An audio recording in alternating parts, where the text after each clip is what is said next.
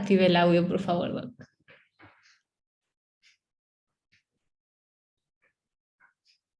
Ah,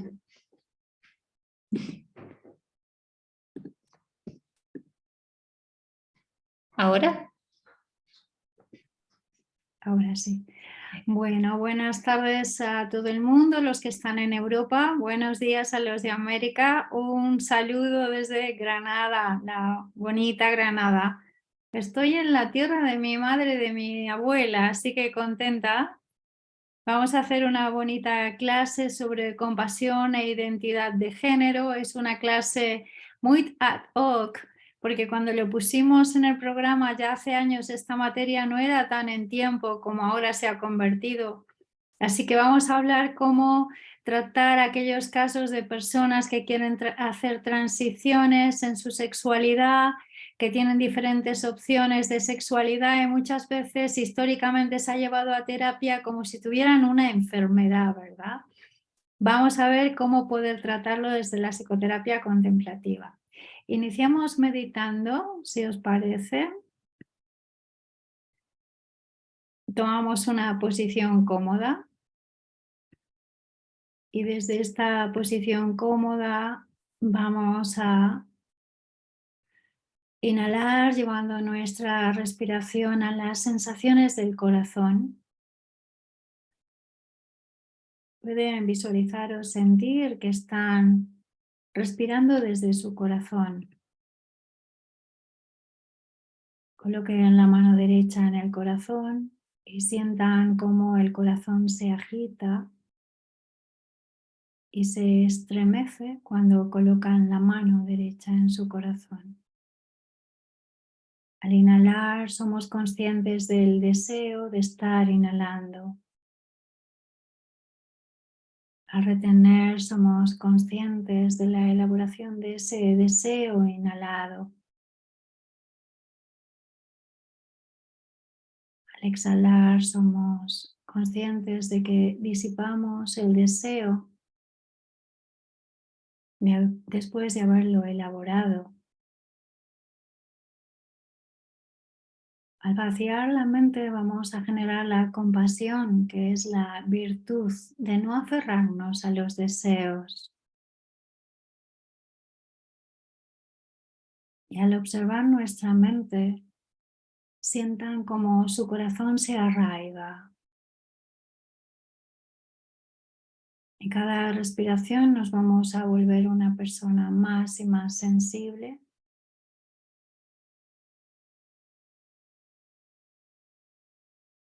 Hacia los otros y también hacia nosotros. Respiramos de nuevo los 5 puntos. 1, voy a las sensaciones del corazón desde la somática, a tener sintiendo cómo elaboro aquello que agita y estremece al corazón. Exhalar soltando el deseo después de haberlo elaborado y percibiendo también el deseo de los demás que siguen sufriendo por no poder disiparlo. Al vaciar la mente, siento que lo que permanece en mí, en el corazón, es la virtud de la compasión. Y al observarla, como las raíces de su corazón se hacen más profundas.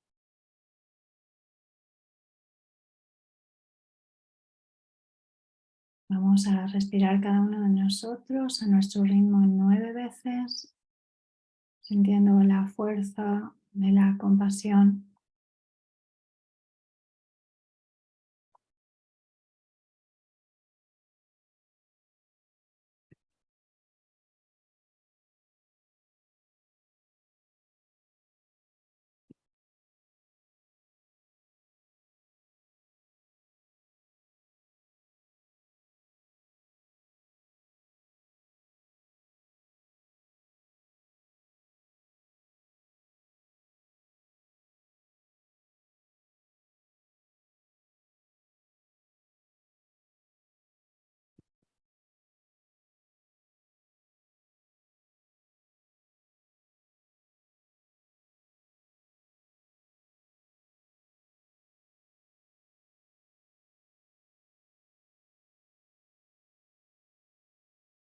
La siguiente respiración vamos a volver a llevar nuestra atención a las sensaciones del corazón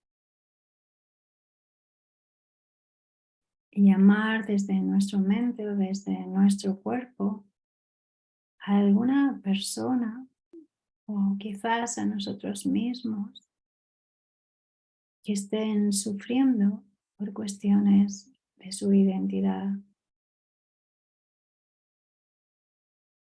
Quizás porque no se sienten a gusto en su género, porque tienen formas distintas de vivir la sexualidad.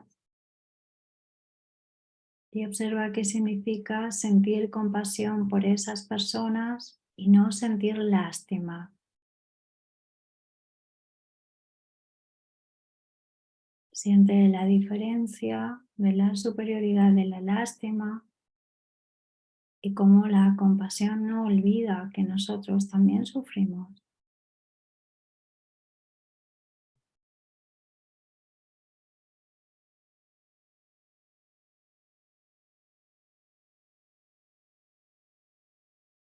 En cada respiración trata de abrir el corazón, desarrollando un deseo sincero. Por ejemplo, puedes pensar en una persona que no tiene las mismas opciones sexuales que tú. Observa la diferencia entre compasión y lástima. Trata de abrir tu corazón y ten la habilidad o aspira a tener el sentirlo como sentirías a cualquier ser.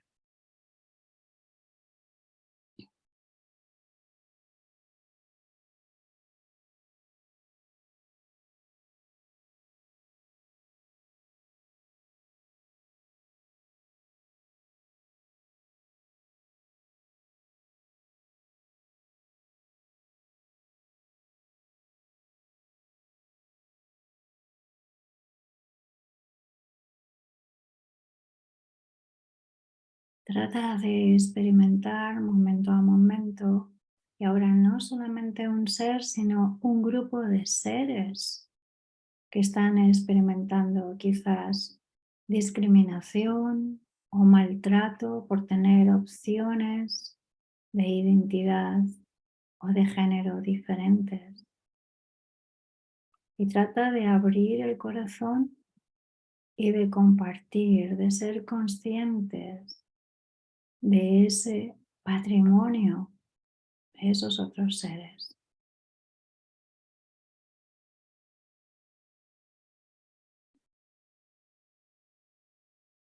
Focaliza la atención también a tus resistencias. Piensa en que esas personas sufren, siéntelas como si fueras tú mismo, tú misma. No sientas lástima, no sientas superioridad, solo la compasión. Y en silencio me digo, soy consciente del sufrimiento de esta persona. Soy consciente del sufrimiento de muchos que sufren como consecuencia de sus opciones sexuales, de su identidad o de su género. Soy consciente que muchos de ellos han sido privados de su libertad. Soy consciente de que muchos de ellos se han visto privados de las familias y que han caído quizás en adicciones por no poder expresar lo que sentían.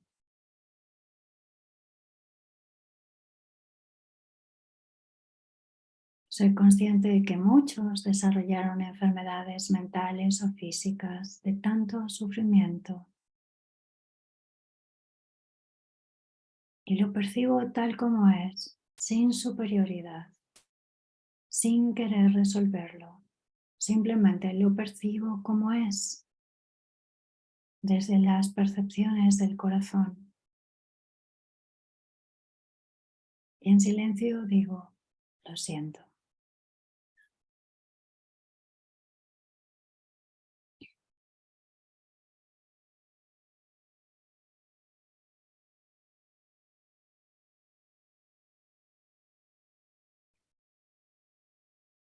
Medita profundamente un poco más en tu corazón. Y si lo que vas a escuchar ahora sientes que no eres capaz de seguirlo, simplemente quédate respirando en calma. Y si puedes, abre tantito tu corazón y piensa en esas personas que sufren por la identidad, por sus opciones, por el género. Y en silencio digo, soy consciente de que hay otros que les hacen sufrir. Ojalá pudiera desarrollar la compasión para aquellos que les hicieron sufrir.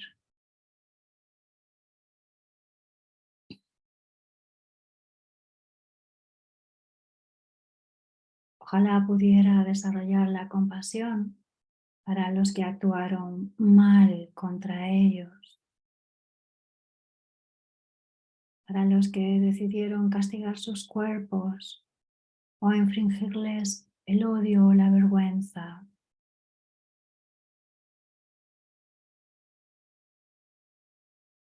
Soy consciente de que esas personas no tienen paz mental. Y soy consciente de que esas personas sufren y causan sufrimiento. Y profundamente digo, lo siento, lo entiendo. Y puedo permanecer con ellos también, acompañándoles después de haber causado tanto sufrimiento. Lo asumo. Puedo aspirar a sentir ese deseo altruista de acompañar también a los que causan el sufrimiento. Y en silencio digo, ojalá se liberen de sus prejuicios. Ojalá se liberen de causar tanto sufrimiento a los demás.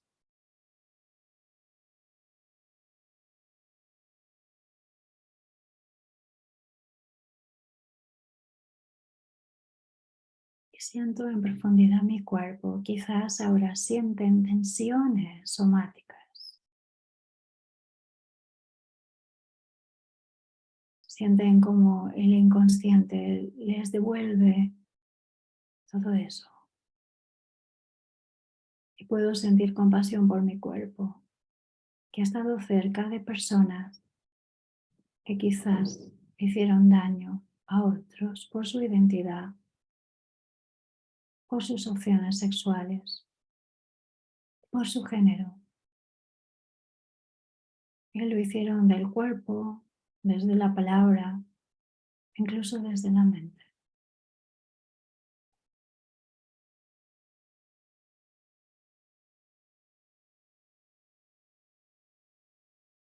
Y profundamente respirando, vamos a entrar en un tercer nivel. Y aquellos que puedan seguir la meditación, vamos adelante. Y los que no, simplemente se quedan respirando. Profundamente soy consciente de que hubo gente que miraba cómo otros eran maltratados por su identidad, por sus opciones sexuales o por su género y no hicieron nada.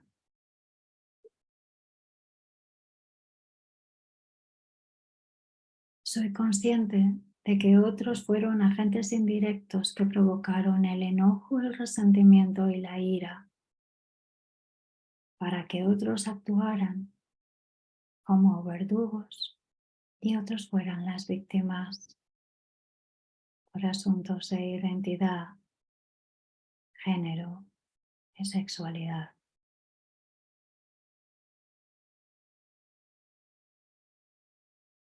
Soy consciente de que esas personas también son infelices y puedo sentir su infelicidad. Soy consciente de sus cargas. Soy consciente de que no tienen paz mental tampoco. Soy consciente de su cinismo y de su falta de empatía. Y veo cómo ellos sufren también. Y en silencio me digo, ojalá pudiera yo también acompañarles en su desidia, en sus proyecciones y en su enojo resentido.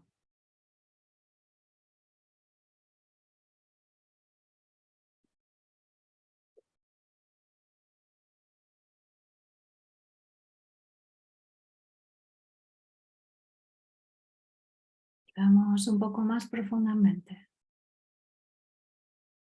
Y aquellos que puedan seguir, siguen, y los que no, simplemente se detienen meditando. Soy consciente también del sufrimiento de aquellos que toman nota del sufrimiento en identidad, en género o en sexualidad. Soy consciente de que los funcionarios, los cuidadores, los psicólogos,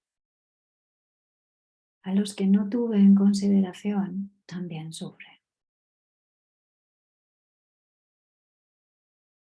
Soy consciente de que las opiniones y el trato que ellos dan a todos los demás incide claramente en el resultado.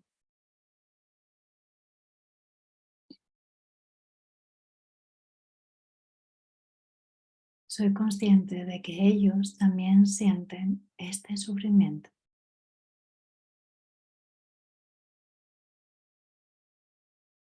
Soy consciente y estoy listo, lista a atenderles también su sufrimiento. Y aunque ellos no vean la complejidad de la trama, de las causas y condiciones, no hay razón para ignorarlo.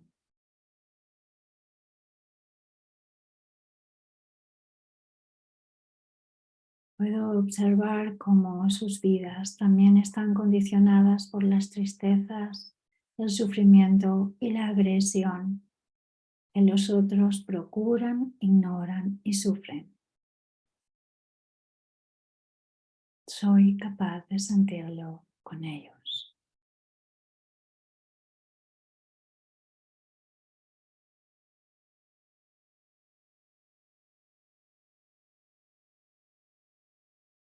Y para acabar, repito internamente estas frases. Soy consciente de que en cualquier momento yo puedo sufrir cuestiones de identidad, de sexualidad y de género como primer actor, que puedo estar creando sufrimiento a otros, que puedo estar viéndolo sin hacer nada, o que quizás estoy intentando facilitar un proceso y que cualquiera de las partes causa sufrimiento.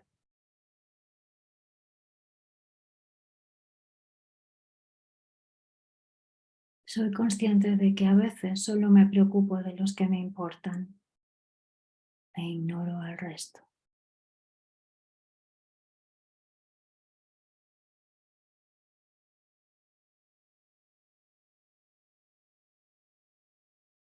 Y ahora expandiendo tu corazón como si fuera un gran sol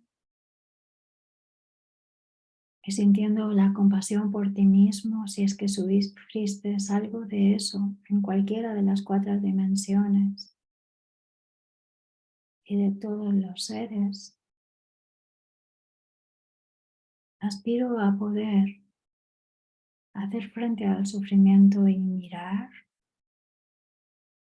no como testigo de esta crueldad, no como actor, no como víctima, no solo como cuidador, sino con una compasión infinita por todos.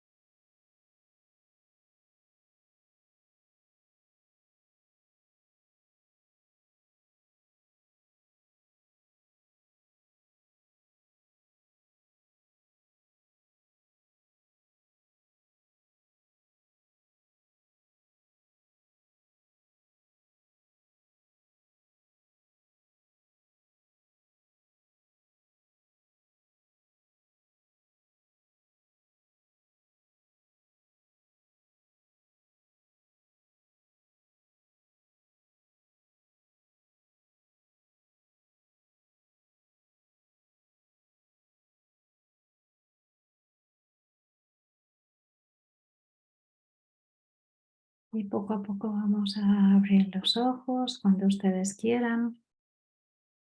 Tomar nota sobre esta preciosa práctica, la compasión en las cuestiones de identidad, sexualidad y género. Es una clase muy bonita. Vamos a darles unos minutos, Catalina y también Sandra y Cristina, las mentoras, para que los estudiantes reflexionen qué botón le tocó esta meditación, qué se les movió con todo esto. Y después, en grupos de 4, vamos a dar 8 minutos, Catalina, para que las personas puedan expresar básicamente. También Sandra y Cris. ¿Qué se movió? ¿Dónde existían más dificultades en los niveles? ¿Qué diferencia hay entre compasión y lástima? ¿Qué valor le dan a esta meditación en un trabajo de identidad, sexualidad y género? Y después volvemos todos a la aldea virtual.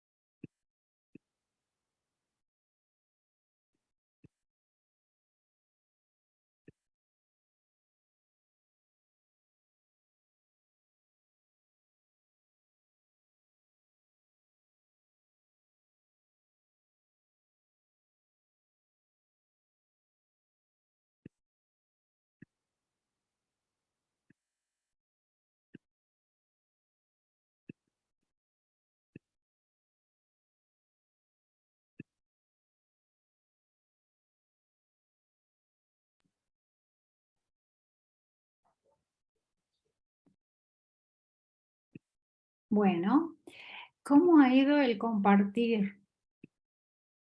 Quisiera invitar, veo a Sandra por aquí y vamos a ver si veo a Cristina. ¿Está Cristina? Sí, aquí la veo en las pantallitas estas que son tan chicas.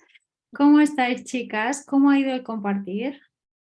Bien, bien, la verdad es que ha sido muy interesante compartir y observar lo compartido y cómo se somatizaba eso compartido, eso sentido.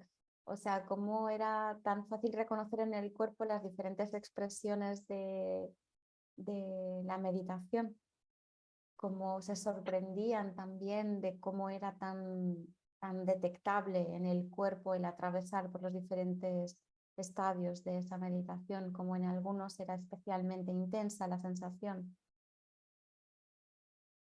Ha habido mucha somatización.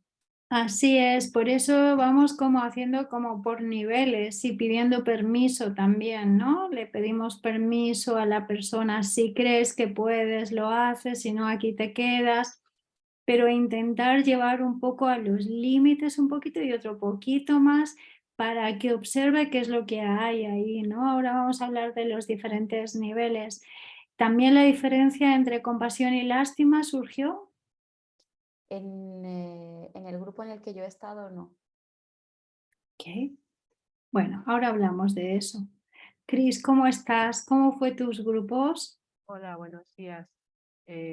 Muy, muy intenso en la reflexión y en el reconocer que es muy diferente tener compasión desde la mente que desde el corazón y el cuerpo. Y reconocer las diferencias eh, de sentirlo, de vivirlo. Alguien habló, Joan habló de la despersonalización, ¿no? Que esto genera. Y también la compañera Nora comentaba sobre qué tanto solamente se puede tener por el momento, ¿no? Compasión desde la mente y qué difícil es llevarlo al cuerpo, sobre todo con quienes infringen el dolor, ¿no? Entonces, eh, reconociendo que es como un nivel más allá de lo esperado, de lo que a veces es posible, ¿no? Creo que sobre todo en esta parte, en la reflexión fue como también mirar a los niños, ¿no? Y lo que pueden estar viviendo. La compañera Marta comentaba no solamente un problema de adicción y demás, sino que también un problema, ¿no? de ser expuestos por su condición de género. Entonces creo que fue una reflexión muy profunda que, como decía Sandra, fue muy desde lo somático, desde lo que confronta, ¿no? Gracias, Cris, y gracias, Sandra. Bueno, vamos a ver si los compañeros se animan a compartir. A mí me encantaría escucharles. Esta es una clase de esas que no van a olvidar, ¿verdad? Porque vamos a tratar aspectos que muchas veces se quieren ignorar. Parece como si en la terapia, en los procesos psicoterapéuticos, la sexualidad no fuera parte de la salud mental, y la sexualidad lo es parte de la salud mental. Tenemos que hablar de sexualidad con los pacientes en algún punto. Ustedes tienen que hablar, porque si no hablan de eso, entonces, ¿de qué están hablando? Y también verlo no tanto de la palabra, sino hablar desde el cuerpo. Nosotros tenemos bastante somatizada y bastante reprimida los asuntos sexuales en nuestra sociedad, sea porque creemos que solo tenemos que atender a las víctimas, con suerte a los perpetradores, pero hay otros agentes. En la meditación de hoy al menos hemos planteado dos grupos más, que son los que miran, los voyeurs, miran e ignoran lo que está pasando. Y el otro grupo son ustedes, que sostienen este proceso, ¿verdad?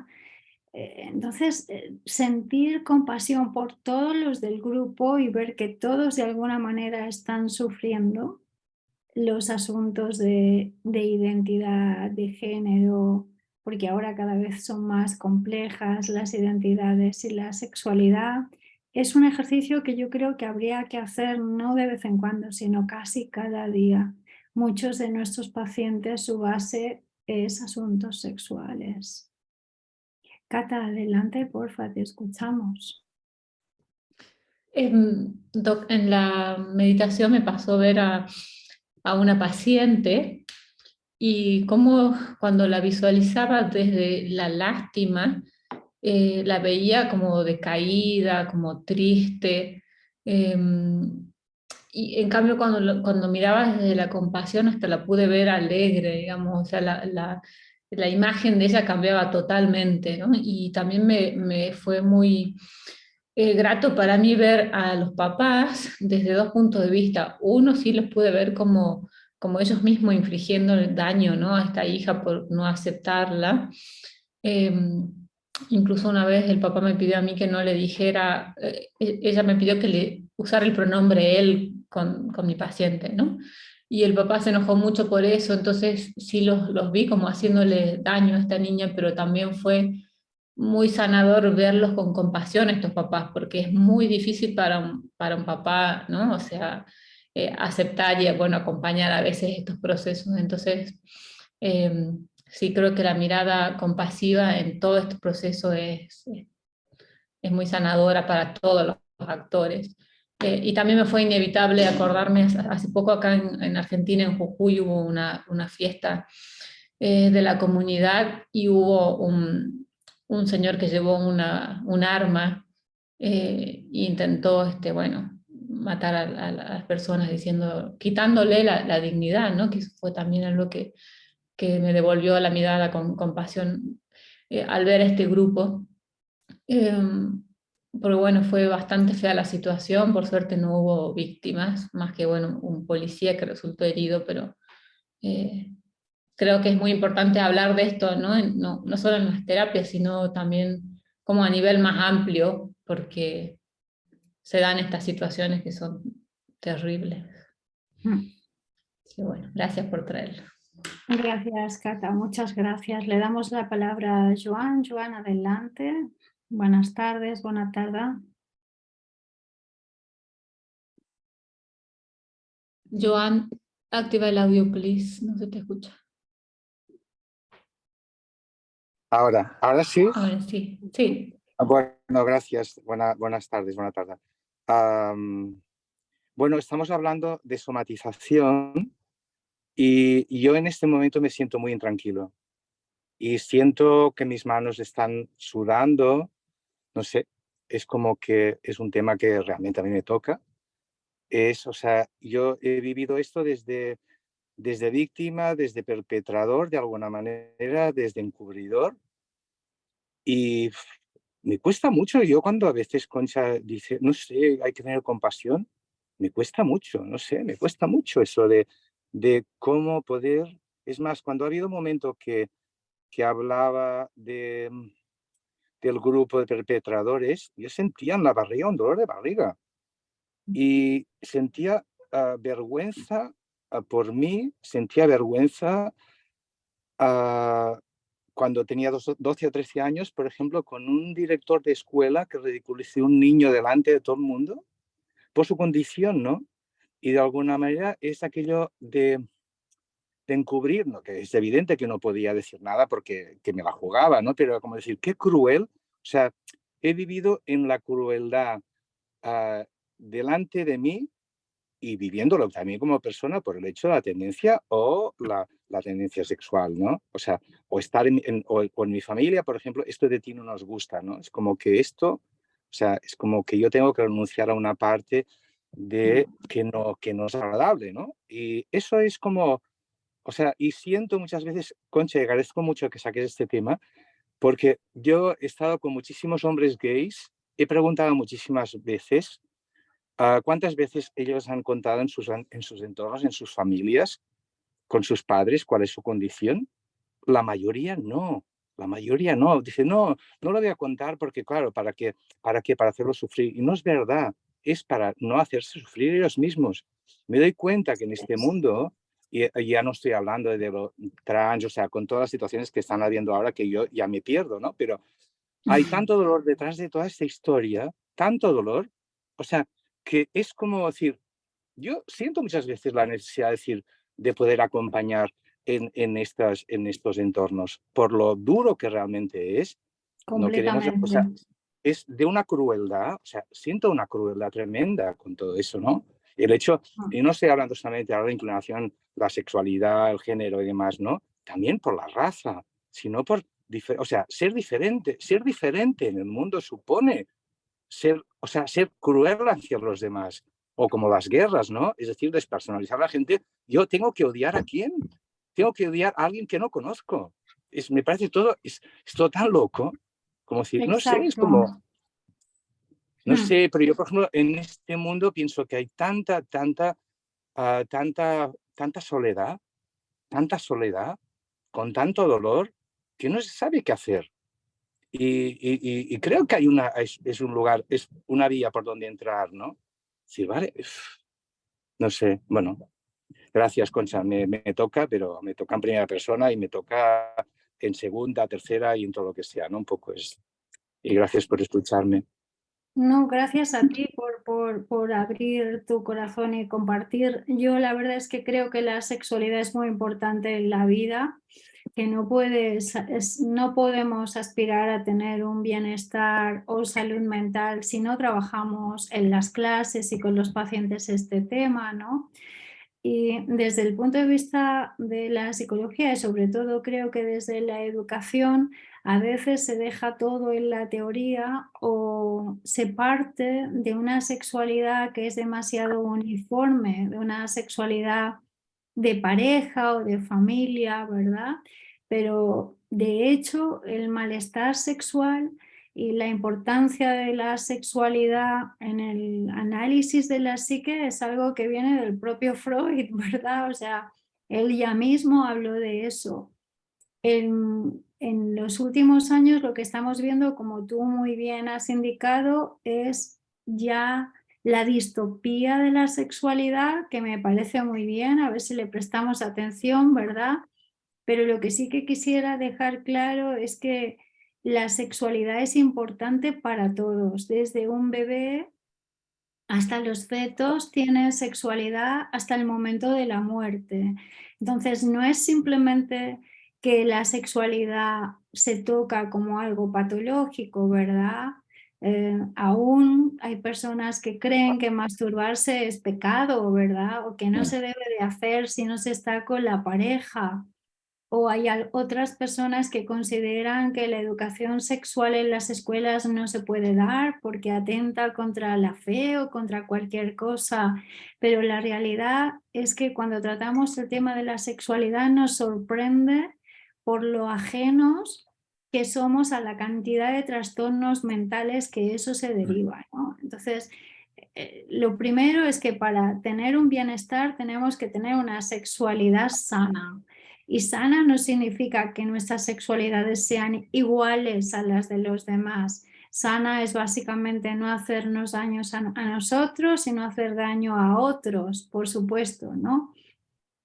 En esa perspectiva de salud mental, yo creo que hay personas que necesitan más la variabilidad y otros que necesitan más la unicidad y que tenemos que aprender, desde luego, desde un punto de vista psicológico y educativo, al menos a conocer cómo son los distintos tipos de intimidad, cómo las personas se encuentran la seguridad, porque la seguridad del cuerpo se encuentra también a través de la intimidad y por supuesto de la sexualidad, ¿no? Desde la psicoterapia yo siempre planteo, bueno, es un tema que me gusta tratar, Joan, y que trato en profundidad porque creo que es urgente que entendamos la sexualidad de una manera diferente. Entonces, la sexualidad no es simplemente la genitalidad o el decir esto es una competición de erecciones o de orgasmos, no es simplemente cambiarse de sexo, no es simplemente una gimnástica en el cual tú te ves obligado, no sé, a hacer las poses del Kama Sutra, sino que el sexo está en todo. Incluso aquellos que no tienen sexo también tienen sexualidad porque la tienen muchas veces reprimida, ¿no? Para mí, en psicología, el sexo es una forma de comunicación, es una forma de autoconocimiento. ¿Por qué? Pues porque el sexo está vinculado al placer y al momento y al estar presente y al aquí y ahora. Entonces, en tanto que yo tengo conciencia de mi propio placer en el momento de la sexualidad, en el que me comprometo a no dañarme, a no dañar a las demás, a respetar a los demás, eso es súper importante, porque si nosotros educáramos así a nuestros hijos, verdaderamente habría menos abusos. Y sobre todo, yo diría que hay dos grandes cosas que podemos hacer importantes. Uno es conocer cómo las personas, el vínculo, el binomio entre bienestar y sexualidad es evidente. O sea, no ignorar, no pasar de puntillas por los asuntos sexuales. Le preguntamos a nuestros pacientes cómo le va el trabajo, tiene usted pareja, qué tal, pero nunca le preguntamos, o casi nunca, sobre la sexualidad. Y yo creo que eso es importante. Y la segunda cosa que me parece importante, ya le dejo la palabra a Juana, es atrevernos a cruzar el río y mirar al puente de la sexualidad, ¿verdad? En el sentido de decir, las sexualidades pasan por fases en la vida. Y la nuestra también puede estar pasando por fases. Y si la nuestra ha pasado por fases, también la de nuestros pacientes, ¿verdad? Entonces, para conocer nuestra propia sexualidad en la fase 1, yo siempre aconsejo todos los que trabajéis en grupo, sean hombres o mujeres, por supuesto, hay que trabajar el tema de la sexualidad, mejorar el placer, mejorar, conocerse. He tenido pacientes que me han confesado que nunca habían tenido orgasmos en su vida y me parece súper triste, ¿no? Que las personas vivan en esa realidad o que consideren que el sexo es pecado o que ver obras de arte en relación con el sexo, eso es vergonzoso, ¿verdad? Entonces, hay que aprender a hacerles responsables de la sexualidad como un aprendizaje continuo a lo largo de la vida. Y luego intentar hablar de eso y ver los diferentes actores de la sexualidad. La mayor parte de las vulneraciones de los derechos, la mayor, casi el 80%, tiene que ver con asuntos sexuales. Incluso muchos de los crímenes en realidad tienen que ver con estructuras de poder que tienen que ver con sexualidad reprimida, ¿verdad? Como por ejemplo la violencia de género, el abuso a los menores, las mutilaciones, y así podríamos seguir. Porque igual que existe una condición de política de poder en el territorio, el tema del poder es el cuerpo y es el eros del otro, es quitarle el placer al otro, es someterlo al dolor. Como nosotros en nuestras sociedades no queremos hacernos cargo del placer y le hemos puesto demasiada atención al dolor en el sentido sadomasoquista, nuestros jóvenes también cada vez disfrutan más haciendo cosas que tienen que ver con el dolor. Por ejemplo, en la Deep Web, la mayor parte de los vídeos que hay tienen que ver con crear sufrimiento en términos sexuales a otro, ver esos vídeos y obtener placer. Hay muy pocos que tienen que ver con el placer clásico, ¿verdad? Con un placer bien clásico en el sentido de bien narrado, no clásico hombre-mujer, sino bien narrado. Entonces hay una narrativa del placer que está muy pervertida en nuestras sociedades y es muy importante hablarlo, por eso lo saco en esta clase. Propondré, por supuesto, bibliografía y autores que yo considero importantísimos. No estoy hablando de Master y Johnson, que eso ya lo tendrían que haber leído nuestras abuelas, sino más contemporáneos, ¿no? Por ejemplo, Jude Butler en la cuestión de la identidad líquida, y otras, sobre todo filósofas y filósofos del género que me parece que están apuntando muy bien a cómo trabajar estos pacientes. Gracias, Joan. No, gracias a ti. Juana, adelante, porfa.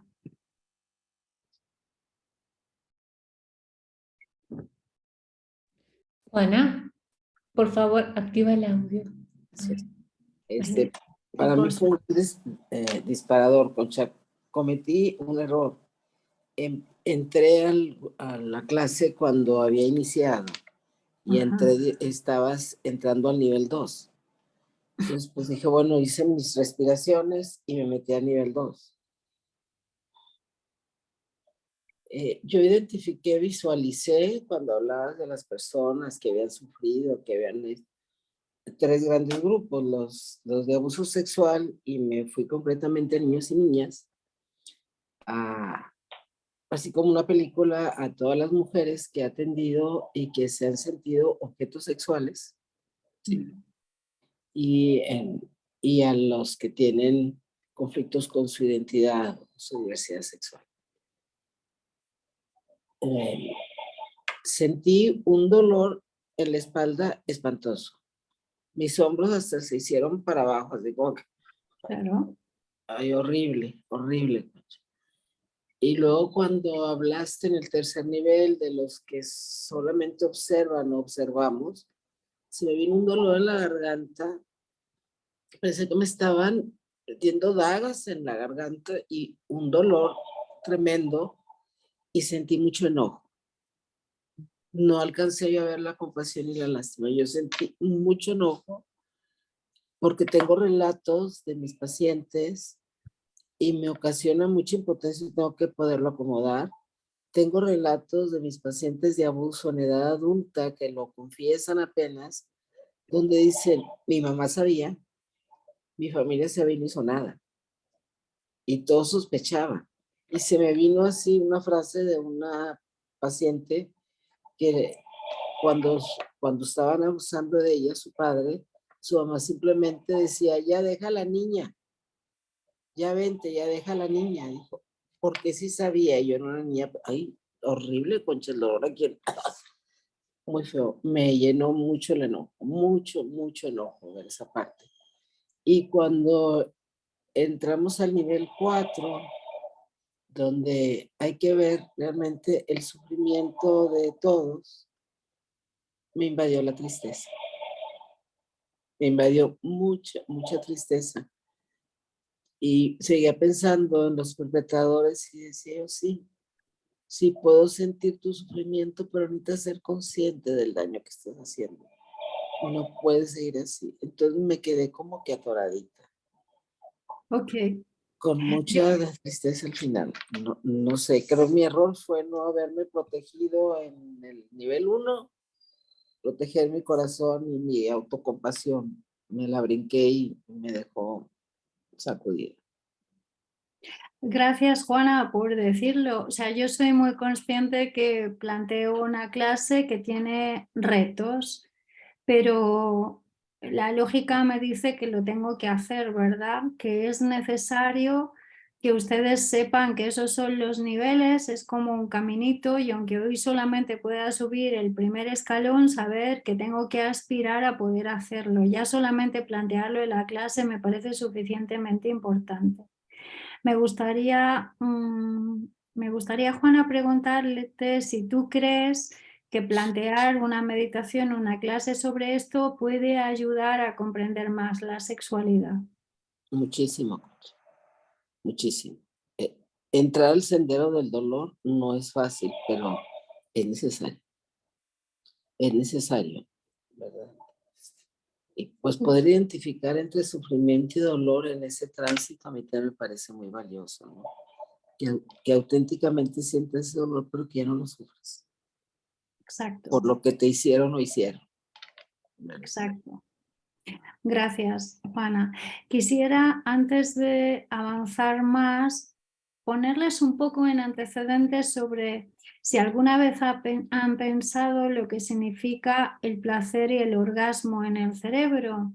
Entonces, ¿por qué hay personas que se vuelven adictas a un placer que tiene que ver con el dolor de otros? ¿Y por qué hay personas que son más sanas y pueden tener el placer sin hacer daño al otro? La clave de eso tiene que ver con la dopamina. Entonces nosotros cada vez que llegamos al orgasmo y llegamos al orgasmo con conciencia o sin conciencia, a veces puede ser que llegamos al orgasmo en sueños, los fetos tienen pequeños orgasmos, hasta los pacientes en coma experimentan orgasmos, ¿no? Quiere decir que el orgasmo y lo que produce en el cerebro es como una especie de apagón de ciertas áreas que rompen nuestra hilaridad cognitiva. Al romper el proceso de la cognición y la manera en cómo nosotros tratamos nuestros patrones mentales, podemos liberar mucho estrés, mucha ansiedad, mucho miedo, mucha ira, mucha rabia. Todo eso lo liberamos en el orgasmo. ¿Eso qué quiere decir? Que si, por ejemplo, hay una relación muy clara entre la depresión y los trastornos sexuales, eso está muy clarito, ¿verdad? Pero también hay una relación muy clara entre el TOC, el trastorno obsesivo compulsivo, que es responsable de llevarnos a unos esquemas de razón absolutamente locos, y la falta de placer, la falta de orgasmos en la vida de la persona. Lo que quiero decir es que cuando nosotros tenemos orgasmos, sean con placer o con displacer del otro, nos da el beneficio de reducir el miedo, la angustia, el estrés y la rabia. Y eso sucede porque nosotros apagamos áreas del cerebro que tienen que ver con la ansiedad. Si la persona no tiene instrumentos para reducir la ansiedad conscientemente, puede ser que cuando acumule una gran ansiedad la descargue en el cuerpo del otro. Y el cuerpo del otro se convierte en el objeto, de alguna manera, de la obtención, ¿verdad?, de su placer y también de la reducción de su miedo y de su estrés. Entonces, responsabilizándonos del estrés, del miedo y de la rabia, también nos estamos responsabilizando de nuestro placer. También cuando nosotros experimentamos un orgasmo, sobre todo muy intenso, en los procesos de múltiples orgasmos, hay otras zonas del cerebro que son las más antiguas, que son el tálamo y el hipotálamo, que se encienden. El tálamo y el hipotálamo se encienden cuando nacemos, se encienden fuertemente cuando nacemos, cuando morimos y cuando tenemos múltiples orgasmos. ¿Y qué es lo que hace el hipotálamo cuando se enciende? Pues que crea unas ondas que solamente las crea el orgasmo o el nacimiento o la muerte, que producen como una posibilidad de reescribir las áreas más antiguas del cerebro.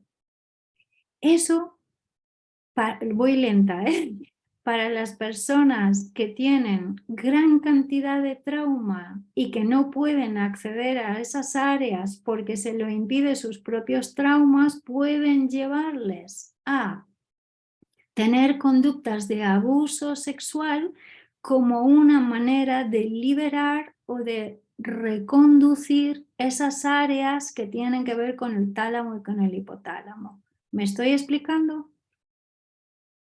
¿Sí? ¿Está claro el concepto? Otra de las cosas que pasan cuando nosotros tenemos orgasmos es que produce una cantidad muy fuerte de dopamina. Entonces, la dopamina lo que hace es activar nuestros circuitos de recompensa. Si nosotros la dopamina no la compensamos con otras hormonas, como por ejemplo la oxitocina, porque hay cariño en las relaciones, o la serotonina, porque hay aprecio en las relaciones, y nos volvemos adictos solo a la dopamina y no al acompañarlo de las otras, puede ser que queramos buscar solo la recompensa del orgasmo sin vincularnos. Entonces, es muy interesante sobre cómo es nuestra sexualidad. ¿Es una sexualidad que implica intimidad y compromiso? ¿Es una sexualidad que solo implica intimidad y no hay compromiso? ¿Es una sexualidad que tiene compromiso pero no tiene intimidad? Y en función de esos tres ejes de la sexualidad, la intimidad y el compromiso, se van a activar esos tres bloques de hormonas que acabamos de decir: la dopamina, la serotonina y la oxitocina. La sexualidad también, cuando está bien entendida, cuando se produce la dopamina junto con la oxitocina, lo que hace es crear vínculos o elaborar el vínculo. Pues puede ser que muchas personas que están muy mal en cuestiones de vínculos se vean envueltas en asuntos de sexualidad porque hacen daños a otros sexualmente, porque le hacen daños a otros, porque le gusta ver cómo a otros les hacen daño, porque en realidad tienen trastornos del vínculo, ¿no? Y una de las partes más importantes en el trastorno del vínculo es la vida intrauterina. Hay muchos estudios hechos en psicoanálisis sobre por qué, por ejemplo, una persona sufre abusos sexuales reiteradamente, ¿verdad? Y ya no hablo siendo niños, sino siendo adultos. Y es que hay unos patrones que se han fijado en las etapas primarias y cada vez que nos vuelve a pasar esa misma situación, lo que estamos haciendo es fortaleciendo esas conexiones del patrón que nosotros tenemos originariamente. Y por último, y ya les quiero dejar la palabra porque me interesa lo que piensa, es que cuando hablamos de placer, el cerebro no distingue entre lo que es el sexo real del sexo imaginado o de otras experiencias placenteras. Entonces, si nosotros, por ejemplo, en nuestras vías de la recompensa tenemos tapada la puerta de la sexualidad, de la intimidad, del compromiso, esa puerta va a tener que salir por el otro lado. Así que podríamos decir que muchas conductas adictivas, como por ejemplo el juego, el alcohol, la velocidad, las drogas, lo que fuera, ¿verdad? Tiene que ver con haber eliminado la canción favorita, que era el principio del placer a través de esta sexualidad, la intimidad y el compromiso. Las vías de recompensa tienen que encontrar salida. Las vías de recompensa es como tener mucha agua en un pantano y necesitar que salga del río a la mar. Cuando nosotros nos volvemos adictos al sexo o eliminamos el sexo, también lo que creamos es un trastorno en nuestras glándulas. Y esa desregulación de las glándulas, sobre todo en la pituitaria, va a afectar a la regulación de las endorfinas. Al afectar a la regulación de las endorfinas, va a afectar a la manera en cómo nosotros vivimos 3 cosas, que es el dolor o el placer, la intimidad o el desprecio, o el vínculo o el desvínculo. Estas 3 cosas, ¿no? Quisiera detenerme un momento y escucharles a ustedes. ¿Hay alguien que quisiera comentar algo de esto o preguntar algo, porfa?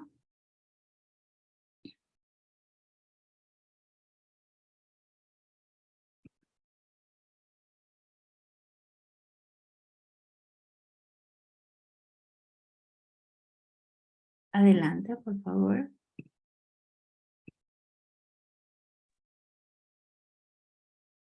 Hola, Concha, ¿qué tal? Bien. Me venía la pregunta cuando hablabas de esto, ¿es con las personas célibes o las personas, o mucho ponte, por lo menos en la religión que yo profeso, ¿no? En la católica, las monjas, los curas, o sea, quizás sea eso lo que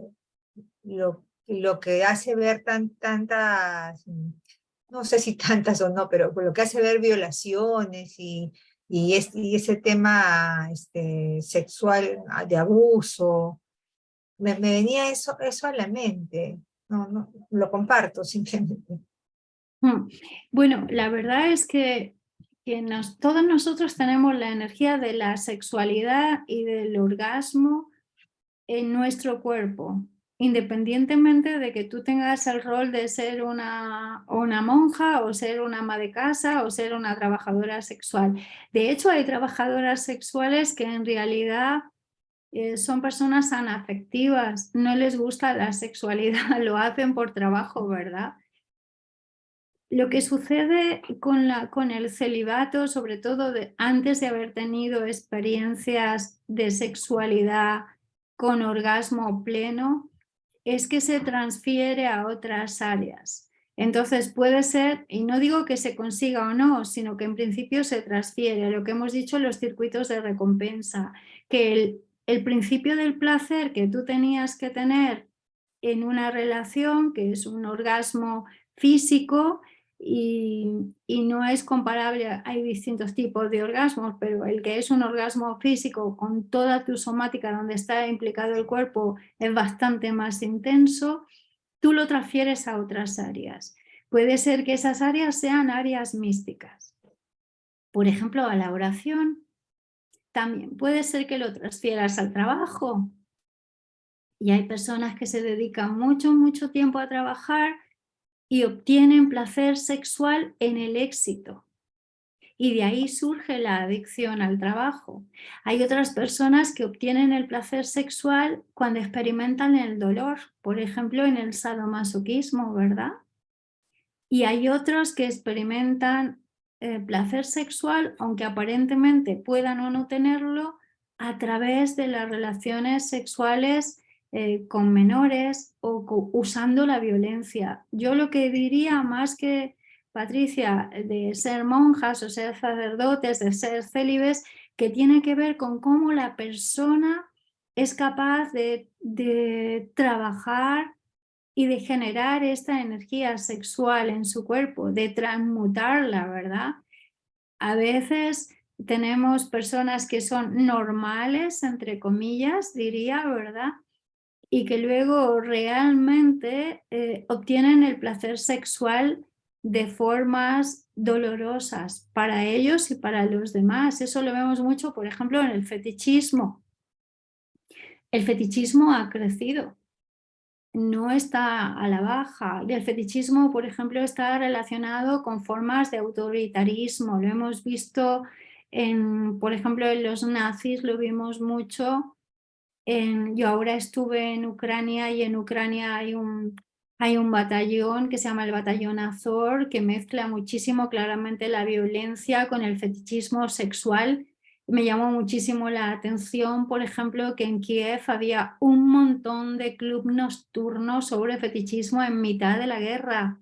Y esto tiene que ver con obtener el placer sexual a través del dolor del otro. Y hablando de guerra, por ejemplo, es bastante común que en las guerras la violación sea un instrumento de guerra.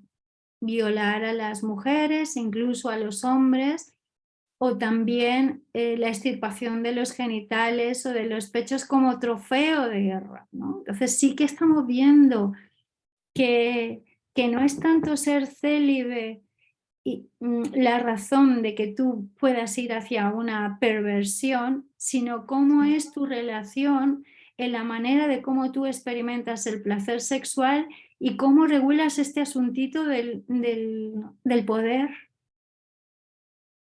Cómo Sí, darse cuenta de cómo regularlo, ¿no? Porque yo creo que hay veces, de acuerdo a nuestros aprendizajes, que va a ser como que, o sea, como que lo vas a llevar intuitivamente, y otras veces tal vez no, ¿no? O sea, a lo que va un poco mi reflexión es que, o sea, cómo poder encaminar esa energía de una manera que no sea dañina para el resto y que sea beneficiosa para uno mismo también. Por ejemplo, una reflexión, ¿verdad? Y tú ya que llevas un tiempo, al menos yo te conozco en esta casa, la sexualidad la podemos ver bastante bien en el cerebro, la podemos observar bastante bien. Hay una psiquiatra, Catalina, porfa, apunta que subamos los vídeos, que antes me ha dicho qué vídeos y qué libros, Lorraine Brisney. Lorraine Brisney hizo un libro que se llama El cerebro de la mujer y otro que se llama El cerebro del hombre. Lorraine Brisney, una psiquiatra de California, que en los años 90 se empieza a preguntar por qué las pacientes con depresión profunda y tendencia suicida, mujeres, no les funcionaban los tratamientos igual que a los hombres. Entonces echó la cuenta atrás en el proceso y observó que básicamente los medicamentos, los ensayos clínicos y todo se hacían con varones de clase media anglosajona. Y no se tenía en cuenta algo que es muy importante, la relación que existe entre las hormonas y el cerebro. Las hormonas son responsables de cómo nosotros creamos la cercanía, la unión, el vínculo o el no vínculo con lo otro. Y entonces ella se pone a hacer un ensayo que duró 20 años, eso se recoge en el primer libro suyo que se llama El cerebro femenino, donde estudia desde niñas antes de nacer hasta mujeres que van a morir, ancianas, y observa, midiéndolas, las diferencias que existe entre un cerebro femenino, también estudia trans y también estudia homosexuales, de todo tipo, de todo aquel que se denomina de género femenino, ¿verdad? Que no quiere decir haber nacido mujer o haber nacido hombre. Y esto es súper interesante cuando nosotros empecemos a corregir un poco nuestro lenguaje, ¿verdad? Y luego hizo lo mismo en un segundo libro que se llama El cerebro masculino. Entonces observó algo, como decíamos, muy claro, que hay una correlación entre las enfermedades mentales y cómo nosotros vivimos la sexualidad, que hay una correlación entre las enfermedades mentales que tenemos y el contexto en el que nosotros decimos. Hasta hace muy poco en el DSM, ser homosexual era una enfermedad. Y en algunos países todavía es una pena de cárcel. Es bastante duro decir esto en el siglo XXI, me parece terrible. Entonces, los cerebros femeninos se caracterizan en general, ¿verdad?, por tener una durabilidad mayor en oxitocina y en serotonina. mientras que los cerebros que son más masculinos se caracterizan por tener una durabilidad mayor en dopamina y adrenalina. Eso no quiere decir que no tengan, quiere decir una durabilidad. ¿Y a qué le llamamos durabilidad? La durabilidad la llamamos a que cuando una persona tiene un orgasmo, el cerebro que es más masculino sufre un pico de dopamina boom, súper fuerte, de serotonina y baja rápidamente. Mientras que las personas que tienen un cerebro más femenino sufren el mismo tipo de dopamina, serotonina, pero al tener una mayor carga de oxitocina, la oxitocina les hace responsable de lo que se denomina el proceso de los múltiples orgasmos, que es el orgasmo después del orgasmo, ¿verdad? Y hace que la oxitocina es como un efecto eco amplificador del orgasmo que permite a los cerebros femeninos vincularse más rápidamente que a los cerebros masculinos. Y no estoy hablando de hombres y de mujeres, estoy hablando de cerebro. Me voy con cuidado por eso, ¿eh? Y si se me escapa algo es porque se me escapa, pero estoy yendo despacito para que no salga el sesgo cultural que todos tenemos, ¿no? Entonces es muy interesante observar cómo a veces, Patricia, a lo largo de nuestra vida, nuestra composición del cerebro es más de tendencia femenina, independientemente de que nuestro género hayamos nacido como hombre o como mujer, o al revés. Y eso tiene que ver con la composición de las hormonas. Entonces, si una monja, un sacerdote, quien fuera, ha encontrado caminos en el cual liberar la energía del orgasmo, lo que llamamos caminos del placer que no involucran la genitalidad o los órganos sexuales, ¿verdad? Fantástico, porque ha encontrado caminos hacia el placer. Hay personas que no son célibes y que tienen una sexualidad que no se basa en la genitalidad. Por ejemplo, una sexualidad intelectual, ¿verdad? Hay tipos de orgasmos intelectuales, absolutamente. Entonces puedo entender que ellos pueden tener orgasmos místicos, que experimentan, ¿no? Y yo tengo un amigo, uno solo, que me fío y que creo que sí, que es real, ¿no? Es un monje de largo recorrido y muchas veces he hablado con él de esto porque él es biólogo molecular y le he preguntado, bueno, ¿tú qué pasa? Porque naciste dentro de una cultura occidental y vives siempre en los Himalayas, ¿cómo esto lo has vivido? Me dijo, bueno, he tenido una vida sexual antes de llegar a ser célibe. Yo decidí que esto lo quería hacer y me parece que esto había sido más fácil que para otros que la había vivido que no habían tenido la opción. Lo que sí que me parece muy importante es que las personas, antes de tomar una decisión de ser célibe, hayan tenido experiencias. Algunos, Patricia, al menos en tradiciones que yo conozco, pobrecitos iban al convento porque era una cuestión de si no, no comes, ¿verdad? No era tanto porque tenían devoción a nadie, sino porque era lo que había, era una salida más en ese sentido. Pero si la persona ha tenido una experiencia de sexualidad y ha decidido entrar en fases de celibato, incluso hay movimientos de celibato dentro de algunos países interesantes, como hay movimientos de no maternidad en otros países, pues creo que si le ponen conciencia está bueno, ¿no? Observar cómo ellos han canalizado esos caminos del placer. Qué interesante lo que me comentas. Sobre Me abres, o sea, sobre todo, pero, o sea, me abres otras miradas, ¿no? Porque, o sea, realmente, lo primero que te quería comentar es cuando dices, claro, no es que yo me refiera al hombre o a la mujer, sino que a veces yo le llamo energía femenina o masculina, y tú lo ves desde el punto de vista que a veces nacemos con más, ¿cómo dijiste? O sea, como que hormonas en el cerebro que no necesariamente porque seas mujer, vas a actuar de la manera que actúan todas las mujeres. Hasta yo a veces me identifico más con lo masculino, la verdad. Eso es Y no muy es que importante. Ajá.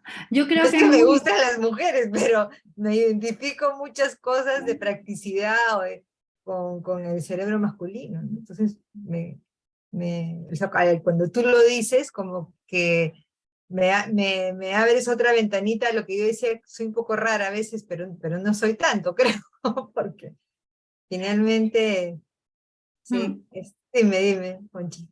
Quiero decir que, bueno, en esta clase yo quería hablar de la neurobiología del desarrollo y la identidad sexual, o sea que el desarrollo de la orientación sexual es dinámico.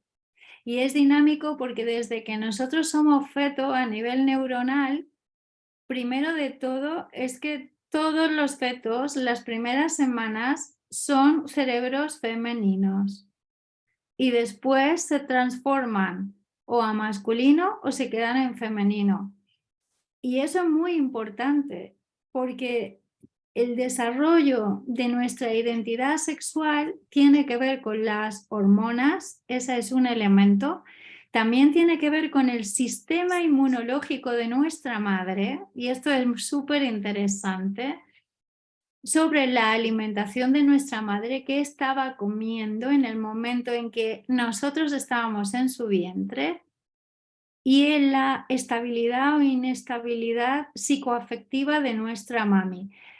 Lo siento, yo también soy madre y quiero deciros que tenemos una responsabilidad bastante grande. Ahora ya no lo sabemos porque ya toro pasado, pero la verdad es que si a mí me lo hubieran explicado, pues hubiera sido más consciente, no para crear una cosa u otra, ¿no? Pero sí que es importante. Nuestro cerebro, primero de todo, es andrógeno, después es femenino o masculino, ¿verdad?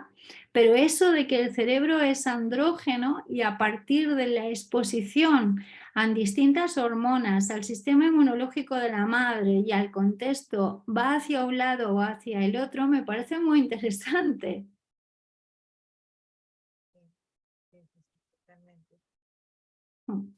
Gracias por ampliarme la visión, a pesar de que la pregunta inicial fue por un lado, pero me la has ampliado mucho más de lo que esperaba. Gracias.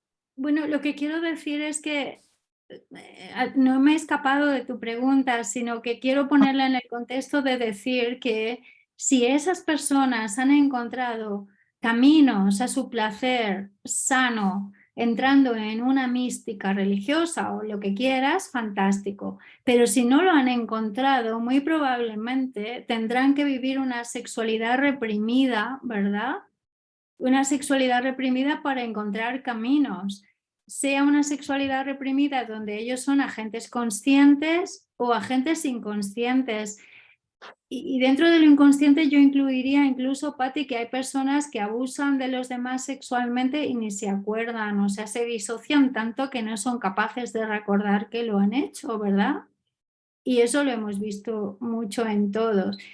Mi consejo, entre comillas, desde luego, yo tengo algunas amigas que se han hecho monjas y otros que se han salido de monjas, ¿no? Y las que se han hecho monjas, sobre todo, las que más han durado eran las que habían tenido previamente experiencias sexuales y que habían llegado a este asunto después de haber experimentado una vida. A eso me quería referir. Okay. Gracias. Muchas gracias. ¿Alguien quisiera comentar algo más sobre este asunto de la sexualidad? No sé, Cata, si yo no veo a alguien y hay alguien que sí quisiera. Juana, adelante, por favor.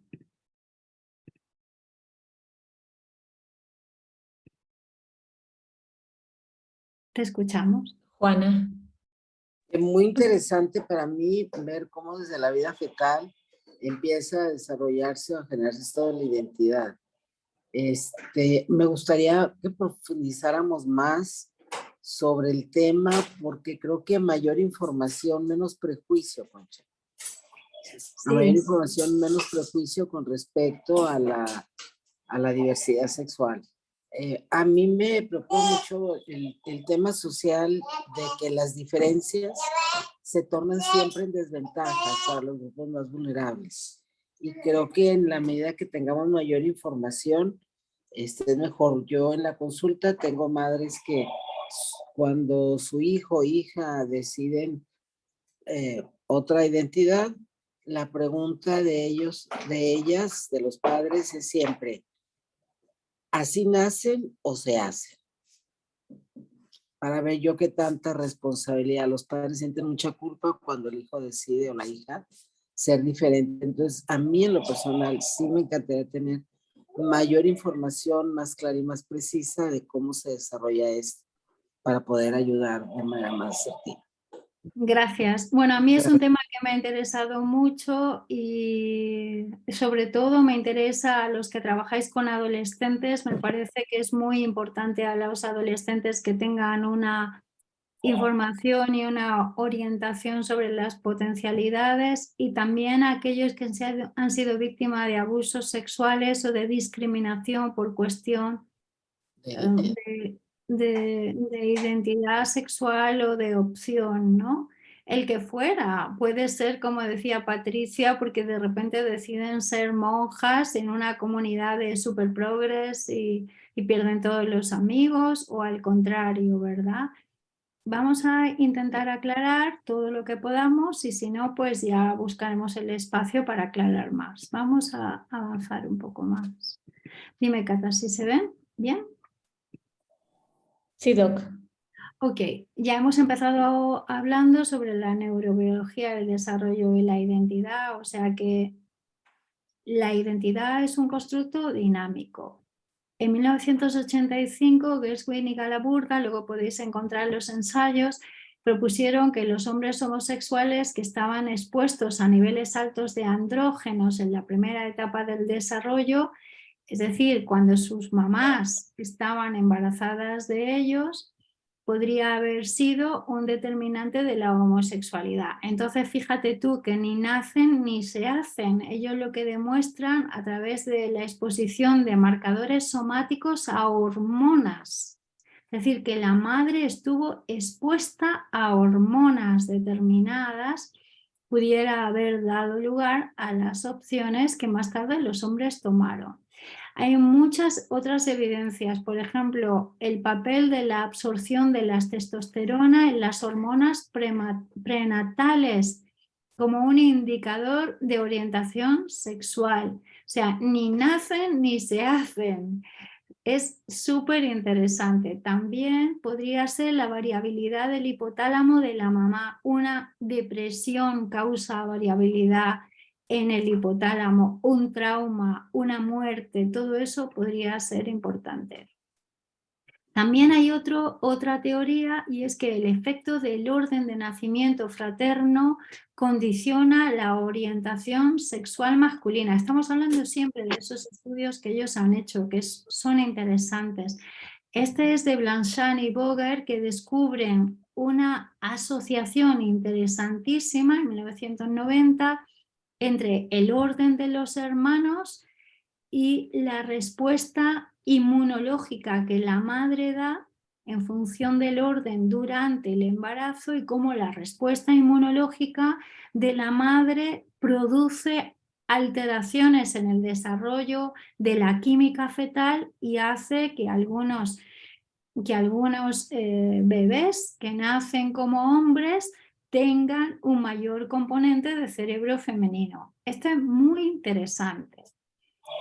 Si seguimos hablando de eso, el efecto no significa que todo o la mayoría de los hijos sean homosexuales después de distintos embarazos masculinos o de distintos embarazos donde el sistema inmunológico está alterado, pero que las probabilidades de tener un hijo homosexual aumentan un 2% y así van aumentando. Al primero es un 2 y así cuanto más hijos hayas tenido, más debilitado está el sistema inmunológico y por lo tanto más posibilidades hay. Yo lo he podido comprobar, tengo muchos amigos homosexuales y soy madre de 5 hijos. Y en mi caso el pequeño lo es. Entonces, pues yo lo que he comprobado es que a mí, en mi caso, se cumplió esto, ¿no? Los científicos estiman que entre el 15 y el 29%, estamos hablando ahora de la homosexualidad en los hombres, de los hombres son homosexuales, solo que lo tienen reprimido. ¿Y por qué? Por este efecto del orden de nacimiento y el sistema del análisis del sistema inmunológico. Entonces, fíjate, Juana, que deberías de tener a más en la consulta de los que tienes. Sobre todo, presta atención a si los casos que te llegan son de múltiples embarazos y si es el hijo más pequeño. Cuanto más pequeño, pues más posibilidad. La identidad sexual y la orientación sexual son componentes independientes en una persona.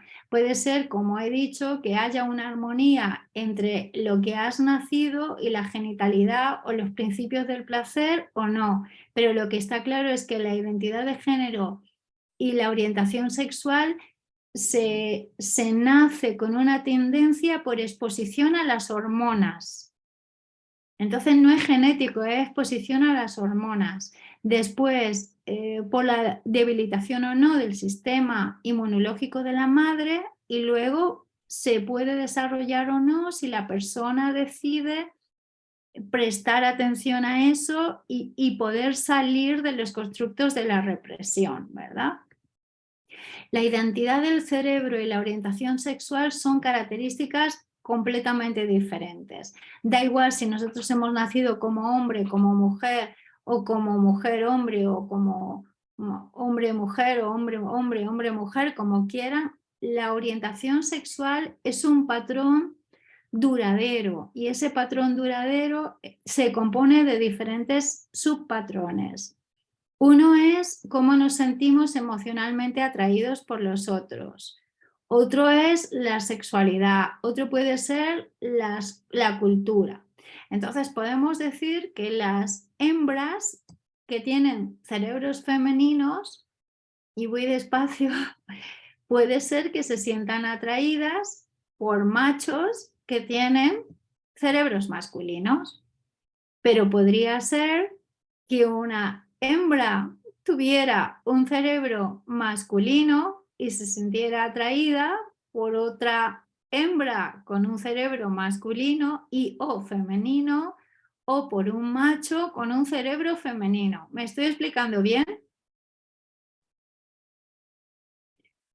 ¿Qué quiere decir eso? Pues que tiene mucho que ver una parte nuestra atracción y luego la cultura, cuánto nosotros nos permitimos que la cultura y la atracción puedan estar en armonía, sino que nosotros nos sentimos atraídos y la cultura no está en armonía, sí o sí va a haber sufrimiento y eso es lo que ustedes van a tener en consulta, ese sufrimiento, ¿no?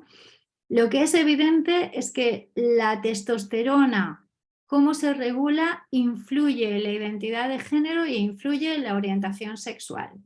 Bien, pues detengámonos un momento porque toda la comida chatarra tiene un abuso o un mal uso de la testosterona. Resumiendo, se podría decir que nuestra dieta ha alterado las hormonas sexuales, ha alterado el sistema inmunológico de las madres y ha alterado, por lo tanto, el contexto hormonal prenatal. Y eso hace que haya una relación muy clara entre la identidad sexual, la orientación sexual, las influencias del contexto y lo que estamos viviendo que hasta ahora no la habíamos visto y tiene que ver con la alimentación. Otro elemento muy importante y es que las hormonas se alteran también por el estado del agua y se alteran también por el oxígeno. Entonces, ¿la contaminación puede alterar nuestras hormonas? Sí, completamente. Y la dieta también.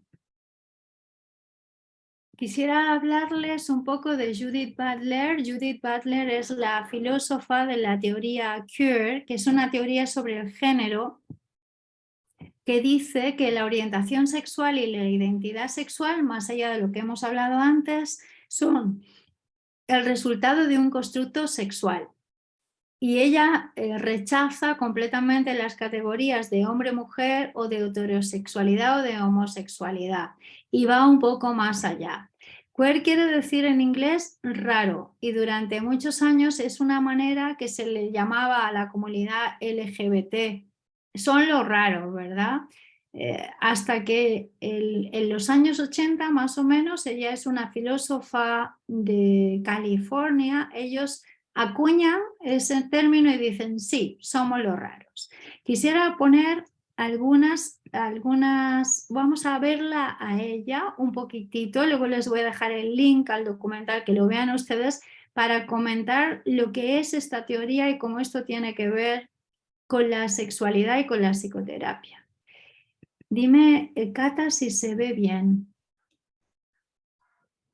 Sí, tiene que ampliarlo. Ok, Sí. vamos a ver tan solo 5 minutos. Tomen nota de lo que Butler dice. Butler basa su teoría en la performatividad del género. ¿Qué quiere decir? Ella dice que el género es performativo, que el género se performa, no la identidad. Y vamos a ver la relación que existe entre la performatividad del género y la psicoterapia contemplativa y sobre todo la compasión. Por eso he empezado con esa meditación que era todo dar. Vamos a ver 5 minutos de ella. Butler es una filósofa norteamericana de enorme influencia actualmente. Se doctoró en Yale y desde los años 90 da clases en la Universidad de California en Berkeley. Su actividad se ha desarrollado en los campos de la ética y la filosofía política, pero su relevancia viene dada sobre todo por sus aportaciones a los estudios feministas, de teoría de género y de teoría queer. Su gran aportación es la noción de performatividad de género, que lanzó en su libro más conocido, El género en disputa, feminismo y la subversión de la identidad, publicado en 1990 y con el que trascendió el ámbito académico. En este vídeo vamos a intentar explicar el pensamiento de Butler y su concepto fundamental de performatividad de género, precisamente partiendo de lo que dice en El género en disputa y algunas de las precisiones y correcciones que ha hecho posteriormente, gracias a algunas de las respuestas críticas al libro y la propia evolución de Butler. Butler ha explicado su objetivo al escribir El género en disputa como el de abrir el campo de lo que es posible en nuestra sociedad. Se trata de examinar cómo podríamos crear una sociedad más inclusiva, una sociedad que no eliminase la posibilidad de aspirar a una vida de ciertas minorías que no hacen daño a nadie y que, sin embargo, son tachadas como anormales, aberraciones o incluso abominaciones incomprensibles totalmente desde la perspectiva de heterosexualidad obligatoria que ha regido tradicionalmente la sociedad. Esa es la forma práctica de explicar lo que se propone Butler. La forma académica y filosófica es que lo que hace es una genealogía crítica de conceptos como género, sexo o sexualidad y la hace desde una perspectiva postestructuralista. Así se configuran una serie de preguntas, tanto sociales como filosóficas, a las que Butler busca dar respuesta. ¿Qué es el género? ¿Cómo se produce y se reproduce? ¿Es natural? ¿Es cultural? ¿Es el género cultural mientras que el sexo es natural? ¿Es el sexo también cultural? ¿Cómo se establece la identidad de género? ¿Se nace o se hace? ¿Hay una identidad del sujeto previa a todo lo demás? O dicho de forma filosófica más enrevesada, ¿existe un sujeto prediscursivo que tiene una esencia determinada? De cómo se vayan respondiendo estas preguntas, se derivará la posibilidad de enfrentarse a otra cuestión. ¿Son los binomios masculino, femenino, macho, hembra, hombre, mujer naturales? ¿Es necesario el binario? ¿Lo necesita la naturaleza? la cultura. ¿Lo necesita el feminismo? ¿Se puede salir de ese binario? ¿Sería esto útil o perjudicial? Butler. Ok, creo que ya nos ha dejado más preguntas de lo que yo les hubiera puesto.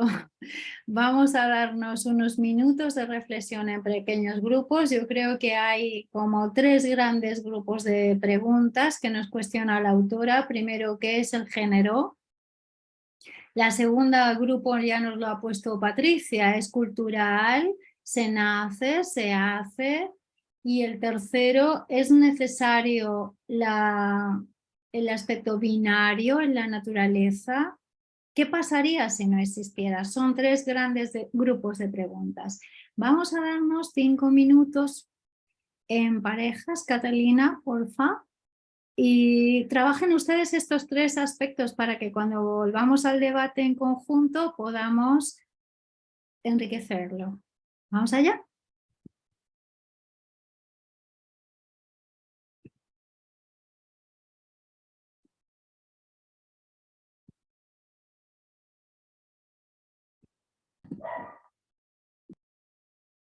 Bueno, vamos a darle la palabra a los compañeros y compañeras.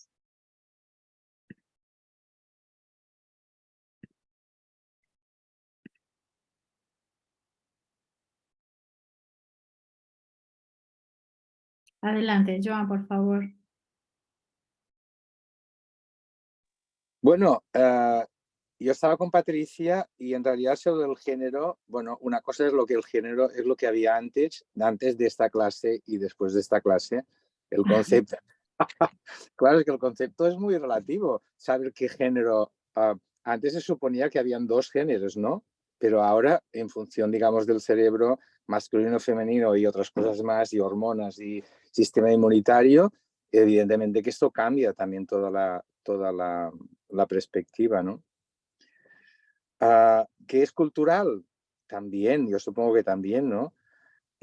Pero el concepto, por ejemplo, cuando hablamos también de amor, hoy en día el amor es una cosa como muy, muy nueva, porque en realidad, o sea, el concepto de casarse o estar con alguien por amor es tan nuevo como, porque ha sido durante tantos siglos por interés y hoy en día aún sigue así, que esto es como, es difícil decir, no sé, o es llevarse por el instinto, no sé qué es, ¿no? Pero no sé. ¿Y qué pasaría, por ejemplo, si no hubiera este aspecto binario? Me parece que si no fuera simplemente por un tema de procrear y de tener evolución de la especie, no sé qué sentido tendría. No sé, esto se me ocurre así, pero... Bueno, está muy bien. Ahí están tus 3 reflexiones, ¿verdad? Le vamos a dar más espacio Bueno, a que los... diga también Patricia, que también diga, no sé, que lo que ella opina sobre eso, ¿no? Adelante, Patricia, te damos la palabra, por favor. Si levanta la mano Patricia, porque hay 2, no sé cuál era. ¿Es la Patricia que está en pantalla?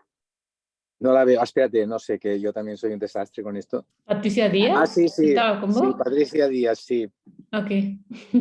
Bueno, si quiere, no sé. Ya, no, o sea, en realidad lo has resumido muy bien, lo que hemos compartido. Y efectivamente, o sea, yo lo que le comentaba a Joan es eso, ¿no? O sea, hay una perspectiva antigua, ¿no? Que decía, oye, o sea, existe el hombre y la mujer y no hay más, pues, ¿no? O sea, lo demás son como que inventos. Pero al ir, digamos, aprendiendo cada vez más cosas, y hoy con esta clase de ver que no solamente es el tema genital, sino es el tema, digamos, de las hormonas, el tema de la conciencia, el tema de lo que hablabas de que desde el embrión ya estamos realmente, digamos, como que con esta ambivalencia, ¿no? Entonces, sugiere la pregunta que dice Joan, ¿no? Oye, ¿qué pasaría si no hubiera este sistema binario, ¿no? Simplemente hombres y mujeres. Quizás seamos menos prejuiciosos, quizás seamos más tolerantes. o quizás nos atrevamos más y vivamos más felices al poder exponer lo que cada quien vive o encarna en sí mismo, ¿no? O sea, en su propia sexualidad, quiero decir, ¿no? Eso. Me parece una excelente reflexión, gracias. Juana, ¿te gustaría compartir que te levantaste la manita? Sí, Concha, gracias. Mira, yo insisto en que este es un tema que creo que tendrás que hacer un diplomado al respecto. Gracias, hermosa. Yo también te quiero. Sí. Justo le dije a Catalina, creo que vamos a tener que organizar algún seminario de profundización Sí, no, nada más. en la sexualidad. Yo te quiero, Juana, ya lo sabes. Con toda la buena intención, te lo juro. Y la Buena onda, como dicen en México. Buena onda. Comentaba con Laurita, que me tocó participar, que a mí me sacudió mucho hace unos meses, me hacen una cita a una pareja. Yo soy terapeuta pareja. Y me llama la atención porque eran dos jovencitos, dos personas jóvenes, ¿no? 17 y 15 años. Y bueno, en ese optimismo, ¿verdad? Que a veces te metes como terapeuta, digo yo, ¡ay, qué padre! Que tan jovencitos quieran aprender a resolver conflictos de una manera más fácil. Bueno, yo me entusiasmé. Y llegan, y era un niño y una niña, sí, preparatorianos, Concha, o sea, jovencitos, ¿no? Entonces ya me presento y les digo en qué puedo servirles, en qué puedo ayudar. Y me dice él, necesito que nos ayudes con nuestros papás para que nos entiendan. ¿Ok? Mi razonamiento simplista fue, seguramente los padres no están de acuerdo en la relación. Son adolescentes, ¿no? Muy bien, le dije, ¿qué dificultades presentan con sus padres? Pues muy simplista, Concha, ¿verdad? Me confieso. Y entonces dice, le digo, ¿hay algún problema? ¿No acepta la relación? No, dice, ese no es problema, si no les vamos a pedir permiso. Me dice ahí, y yo, ok. Entonces, ¿qué dificultades enfrentan? Necesitamos que les hagas entender que nos respeten. Mira, es que yo soy bisexual, me dice el jovencito, y la jovencita me dice, y yo soy pansexual. Ok. ¿Qué haces en esos casos cuando ni idea por aquí de la pansexualidad, Concha? ¿Ok? Sí, perdón, estoy aquí con mi nieta. Yo te veo. Perdón. Ya la hemos escuchado, qué mona. Estoy quietecita, mi nieta más pequeña. Está Entonces, aprendiendo. Sí, está aprendiendo y qué bueno que desde ahorita lo aprenda. Sí, entonces, a mí sí me conflictúa, no soy sabelotodo ni pretendo serlo, pero sí me gusta estar informada, ¿sabes? Y me conflictúa mucho cuando me llega un caso así, porque digo, bueno, la bisexualidad ya medio la mastico, como decimos aquí en México, ¿no? Ya medio la entiendo, y sí hay que hacer todo un trabajo libre de prejuicios, Concha, para poder abordar esto. O sea, le metes un juicio errático y no ayudas, al contrario. Y de la pansexualidad le dije, honestamente, le dije, con todo gusto lo platicamos. Ya sabes las salidas terapéuticas que tenemos a veces, dame oportunidad de conocerlos más, para ponernos bien de acuerdo, etcétera, etcétera.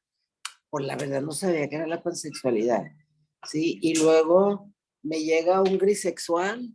Entonces, ahí ya siento muy sofisticada tanta subdivisión, Concha. Tanta subdivisión. Yo trabajo de cerca mis casos con el grupo transgénero que hay aquí en Monterrey, en Nuevo León, ¿sí? Porque me han llegado pacientes que quieren cambiar su identidad. Sí, y pues yo los mando con los que les saben, ¿no? Sí, entonces estoy muy de cerca con el grupo transgénero, porque a veces requieren también, ya saben, ¿no? Todo el apoyo hormonal, todos los cuidados médicos, etcétera, etcétera, para poder hacer su cambio de sexo. Entonces, a mí me parece que estamos en pañales en un tema tan importante y tan actual. Y si queremos ayudar, pues tenemos que hacerlo desde una información adecuada. Si no, creo que podemos, ya es bastante lo que las personas diferentes tienen que lidiar con el exterior, Como para que aparte los que se supone o queremos o presumimos querer ayudar, no estamos bien enterados, podemos cometer grandes errores. A mí sí me preocupa, entonces ahí te encargo un diplomadito, ¿no? O lo que tú quieras, un seminario, un retiro, pero el tema de la sexualidad, desde la recuperación del placer por el placer mismo, hasta todas estas derivaciones, denominaciones, categorizaciones, ya no sé cómo llamarle. Honestamente me declaro neófita en el asunto y con mucha necesidad de entender. Gracias. Mira, yo te lo agradezco la honestidad. La verdad es que la mayor parte de las facultades de psicología, de psiquiatría del mundo casi a la cuestión de la sexualidad le dedican como con mucha suerte un trimestre. Desde una perspectiva antigua, que no es en absoluto válida.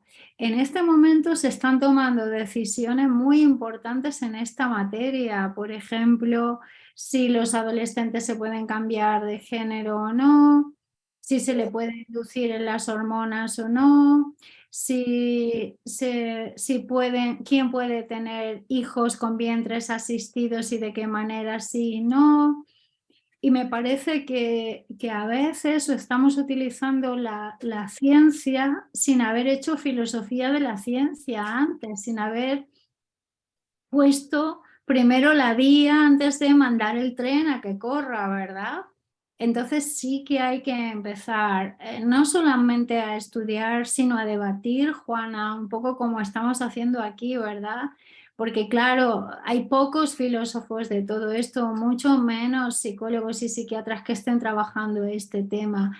En Estados Unidos es el tema, sobre todo con los adolescentes, ¿no? Y por ejemplo, ya no solo con los adolescentes, sino en familias que no es que sean monoparentales, sino que los papás o las mamás tienen sexualidades diferentes, lo que tú acabas de decir, en los colegios. Y antes la diferencia era muy poquita en las clases y en la sociedad, y hoy las diferencias son más que la unicidad. O sea, antes era como 15-85 y ahora es 85-15. En tanto que nosotros no estamos preparados para coger la diferencia, ya no digo, Juana, con todo la calidez que nos has presentado tu caso, ¿verdad? Sino no es solo estar preparados a acogerla, sino saber cómo hacerlo, porque tú puedes decir, ok, tengo un corazón muy grande ya, pero no tienes conocimiento, ¿no? Entonces sí que me parece importante que reflexionen en su sufrimiento, el sufrimiento de que llega un paciente y no sabes qué hacer con él, ¿verdad? O que te llega un caso, porque cada vez van a llegar más casos. Es una cuestión candente que va a ir tomando más brío social. Y no podemos negarlo y decir simplemente no, queremos familias de toda la vida y una sexualidad. Nunca ha existido una única sexualidad. Siempre ha existido sexualidades diferentes, ¿verdad? Pondré bibliografía, pero no para atacarles a su intelecto, sino para que empiecen a leer y a pensar, ¿no? Desde la antropología, el constructo de la sexualidad es cultural. Claro que en esta clase hemos aprendido que se dispara con hormonas y muchas cosas más, pero es cultural. Y como la cultura es una cosa dinámica, pues nosotros tenemos la obligación de aprender más de esos dinamismos, de esas fuerzas que lo impulsan y cómo podemos hacer algo. Dices que la sexualidad es cultural.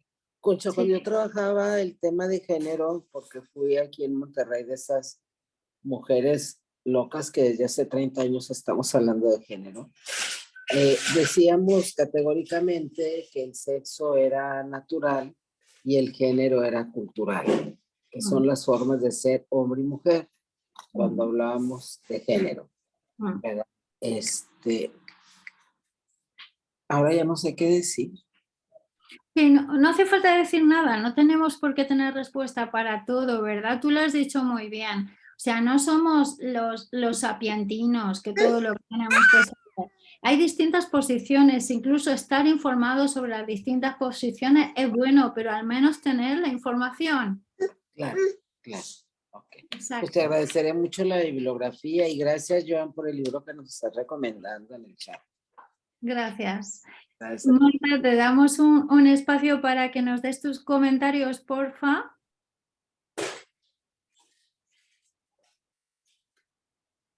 Marta.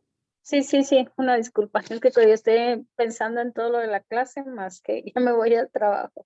Bueno, ha sido un poquito difícil para mí el tema en lo personal, pero sí me interesaría, igual como lo que decía aquí Juana, sí la información, sí más saber cómo llevarlo por el interés de los grupos, o sea, yo estoy hablando de los adolescentes, ellos están muy interesados en el tema, yo desconozco muchas cosas, entonces ellos están interesados en exponer, ya el ciclo anterior lo hicieron de una forma que había temas que yo desconocía, entonces creo que sí me hace falta y es necesario para mí conocer un poco más, eso sería nada más, Concha, gracias.